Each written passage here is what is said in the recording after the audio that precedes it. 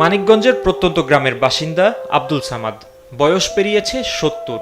ছেলে মারা যাওয়ার পর ভ্যান চালিয়ে সংসারের হাল ধরেছেন নিজেই।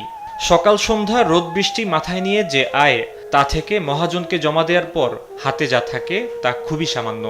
এ আয় দিয়ে ভালো মন্দ তো দূরে থাক, খাবারই জোটে না মাঝে মাঝে।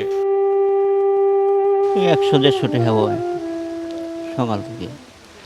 এর মধ্যেই আছে গাড়ি ভালো করন নাকি, মেকারের দেওয়ার নাকি, ব্যান্ডটা হইল পরে ওখান ওই যে চলন নাকি ভাড়া বুড়া দিয়া। শুধু আব্দুল সামাদ নয়, গ্রাম কিংবা শহরে পাড়া মহল্লায় দেখা মিলছে একই চিত্র। প্রোটিন তো দূরের কথা, অনেকে ঈদ ছাড়া মাংসের মুখী দেখেন না। মাংস তো হে কুরবানি দিয়ে সময় খাই, আর তো খাইয়ে পাই না, কিছু জিনিসপাতি কিনে খাইয়ে পারি না।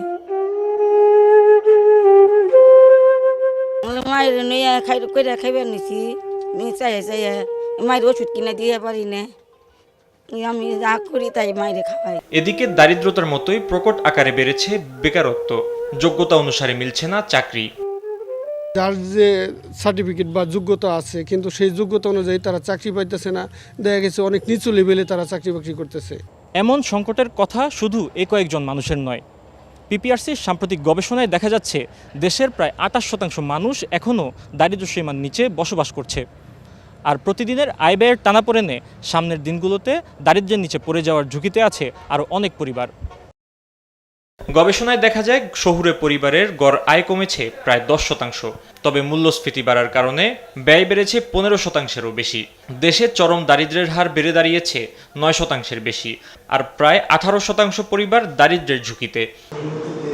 এমন পরিস্থিতি মোকাবেলায় বাজার নিয়ন্ত্রণে নিয়মিত মনিটরিং, ট্রাক সেল কার্যক্রম বৃদ্ধি এবং নগদ সহায়তা কার্যক্রম আরও বিস্তৃত করার পরামর্শ বিশেষজ্ঞের। গত এক বছরে সত্যি কতগুলো শক এফেক্ট হয়েছে, যার কারণে দারিদ্র্য বেড়েছে। পুরনো যে প্রোগ্রামগুলো ছিল ওগুলো আবার চালু করতে পারে, ট্রাক সেল, তারপর ওপেন মার্কেট সেল, তারপর ক্যাশ সাপোর্ট, এগুলো বিশেষ, যেটাকে বলা হয় আপৎকালীন বিশেষ ব্যবস্থা, রেশন। পিপিআরসি গবেষণা বলছে, প্রবৃদ্ধি, বিনিয়োগ ও কর্মসংস্থান একসঙ্গে না বাড়লে দারিদ্র্য মোকাবেলা সম্ভব নয়। পরিস্থিতির টেকসই উত্তরণে প্রয়োজন রাজনৈতিক স্থিতিশীলতা ও প্রশাসনিক কার্যকারিতা। ফাহিম ইউসুফ, দেশ টিভি, ঢাকা।